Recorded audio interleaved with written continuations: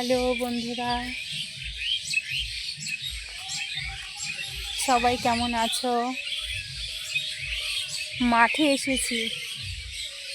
কত ভুট্টা গাছ, জমি। সন্ধে সন্ধে হয়ে আসছে,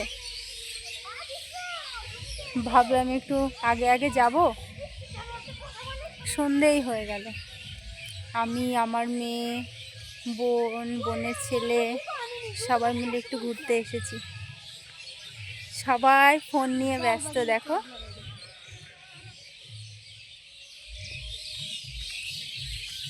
চারিদিকটা শুধু মাঠ আর মাঠ।